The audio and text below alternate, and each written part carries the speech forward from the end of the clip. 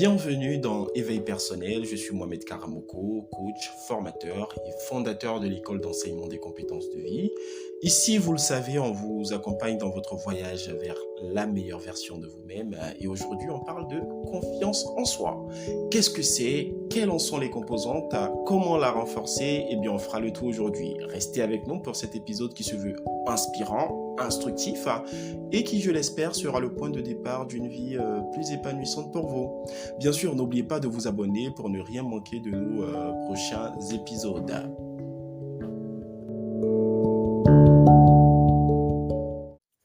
Alors, qu'est-ce que la confiance en soi?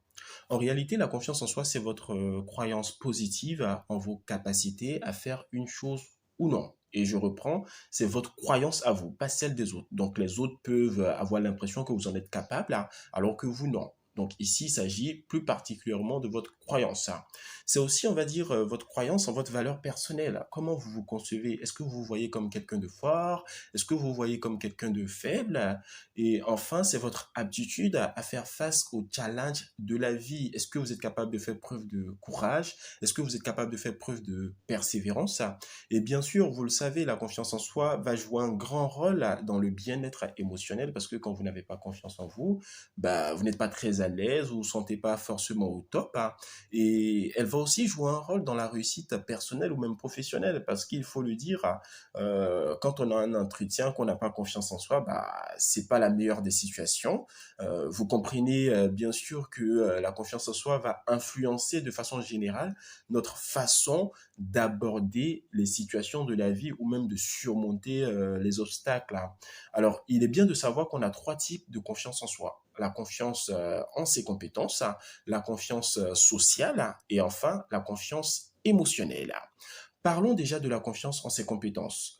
Ici, il s'agit de la croyance en votre capacité à accomplir une tâche ou non. Une personne ayant, on va dire, une forte confiance en ses compétences sera beaucoup plus susceptible de prendre des initiatives, de relever des défis, ainsi de suite. Et juste à côté, on va dire, on a la confiance sociale. Ici, il s'agit, on va dire, de la confiance en votre capacité à interagir avec les autres, à discuter, à vous faire des amis. Et c'est un problème que rencontrent très souvent les personnes timides ou les personnes qu'on va qualifier de personnes introverties. Parce que, je donne un exemple, cette personne peut être très, très bonne en informatique, mais socialement, elle n'a pas de vie. Quand il s'agit, par exemple, de développer un logiciel, elle sera très apte à le faire. Par contre, quand il s'agira d'avoir une conversation constructive avec quelqu'un, là, ça pourrait s'avérer, on va dire, un petit peu compliqué. Et enfin, parlons de la confiance émotionnelle, qui est votre confiance en réalité, en votre capacité à faire face aux hauts et aux bas de la vie, donc à être résilient.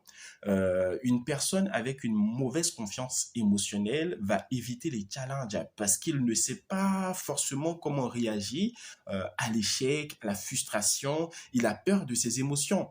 Et déjà ici, à avoir, on va dire, toutes ces différentes confiances qu'on a exposées, vous êtes capable de savoir où est-ce que vous vous situez, où est-ce que votre problème de confiance en soi se situe. Est-ce que c'est un problème de compétence?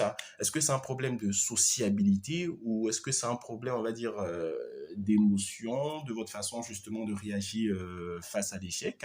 Et en fonction de ce que vous allez trouver, vous pourrez opter pour l'une des solutions que nous proposerons dans le prochain épisode de Éveil personnel. Et bien sûr, vous comprenez par là qu'il va falloir vous abonner pour ne rien manquer des prochains épisodes et puis aussi, pourquoi pas, partager à quelqu'un que ça pourrait intéresser. Alors moi, j'étais très, très ravi, on va dire, d'être avec vous pour cet épisode. Je vous donne un rendez-vous pour un prochain épisode. Et puis d'ici là, rappelez-vous, votre potentiel est illimité. Profitez-en. À très bientôt dans Éveil personnel.